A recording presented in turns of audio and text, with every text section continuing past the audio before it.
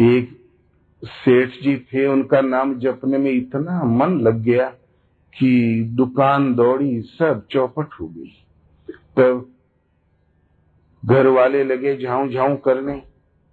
सेठ ने कहा, क्या बताएं बहन जी, हमारे सेठ की तो बुद्धि ही भ्रष्ट होगी, जब देखो तब माला लेके टालता रहता है।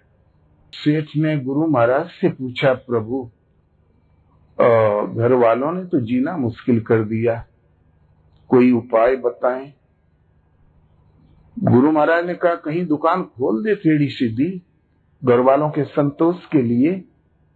ऐसी जगह में खोला जिस गलियारे से आदमियों का आना जाना था ही, जिससे कि हम शांति से बैठकर भजन करेंगे, इस गली में कोई आएगा नहीं और घर वाले समझेंगे आखिर सेठ कुछ तो कर रहे हैं। भगवान का मन जितना क्षेत्र भर का ग्राहक था उसी गली में आने जाने लगा। बोले, सेठ चाहे 5 साल का बच्चा भेज दो, कच्चा नहीं तोल सकते, ये झूठ कह ही नहीं सकते, गलत तोल ही नहीं सकते। एक साख जम गई जनमानस में। तोलते तोलते दिन भर बोले, हे भगवान, आपका पवित्र नाम छूट जाना चाहता है, किस जन्म का पाप प्रकट हो गया। तोलते तोलते परेशान हो जाए, रात को 8 बजे दुकान बंद करे तो बड़े वेग से भागे नाले की तरफ शौच जाने के लिए, क्योंकि नित्य क्रियाओं से निवृत्त होना भी आवश्यक था। आज की तरह फ्लैश लैट्रिन ने तो तब तो होती नहीं थी। नाले में बैठ के टट्टी भी फिरता जाए और राम राम राम राम शुरू कर दे तो रात को 12 बज जाए। दिन भर की छटपटाहट की नाम नहीं जपे, कभी कभी 1 बज जाए। जब दिन भर की कोटा पूरा हो जाए, मन को जब संतोष हो जाए, तब घर आवे, जो सूखा रूखा ढांप के रखा रहे खा लिया करे और बड़े सवेरे फिर ड्यूटी पर काम में चला जाया करे। ये नियम काफी समय से चल रहा था, दीर्घकाल से चल रहा था और सेठ का साधना जम गई। एक दिन हनुमान जी की दृष्टि पड़ गई तो सोचा, अरे बनिया बक्काल की जात परमात्मा के प्रभु के पवित्र नाम को भी भ्रष्ट करने में लगा है। पूरा 24 घंटा पड़ा है, टट्टी फिरते समय इसको नाम जपना था। थोड़ी इसे नसीहत दे दूं। पीछे से उचक के 1 लात मारा, इस अंदाज से कि मुंह के बल गिर जाए, 2-4 दांत टूट जाए, इसे नसीहत मिल जाए। लेकिन बनिया तस से मस नहीं हुआ, राम राम राम शांति से लगा रहा। हनुमान जी को रोष आ गया, हमारी लात लगी और हिला तक नहीं। तब दुपट्टा फेंका, लगाया दंड बैठक, शरीर को विशाल बनाया और जंप करके वो लात मारा जो मेघनाथ कुंभकर्ण की छाती में प्रहार किया था किसी समय, और उसी ताकत से लगाया लात। बनिया तुझसे मस नहीं हुआ, राम राम राम शांत लगा रह गया। तो प्रेरक रघुवंश विभूषण, तुरंत हनुमान में प्रेरणा हुई, अरे कहाँ कुपात्री को छू दिया, ले हम भी अशुद्ध हो गए।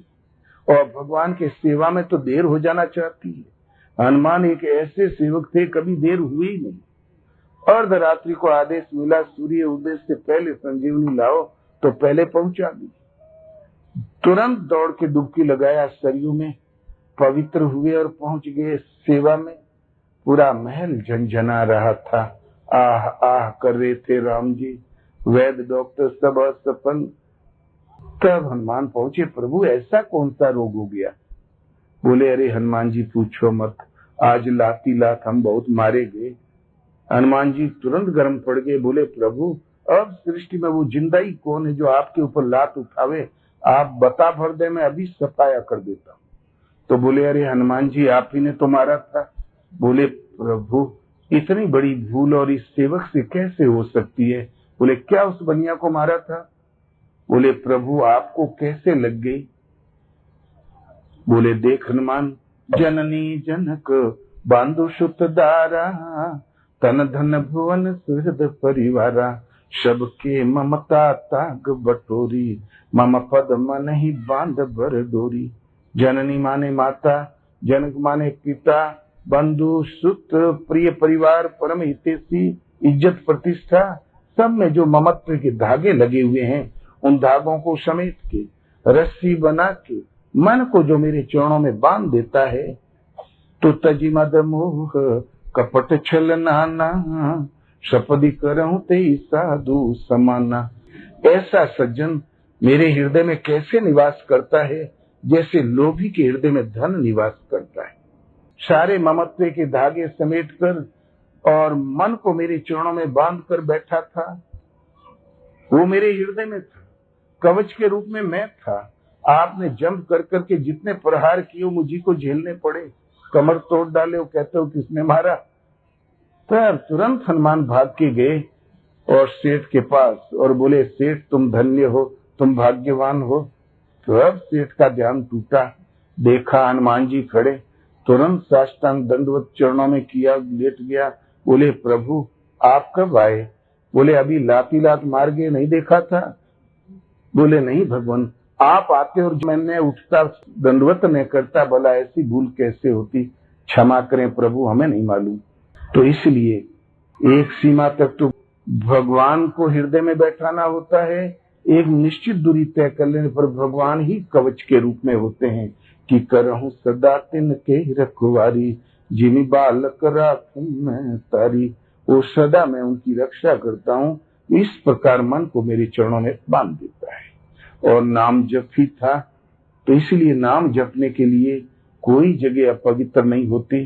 कितना भी फूल बिछा लो, अतर छिड़क लो, और हृदय में श्रद्धा नहीं, प्रेम नहीं और नाम नहीं कंठ पर, तो जगह अपवित्र है।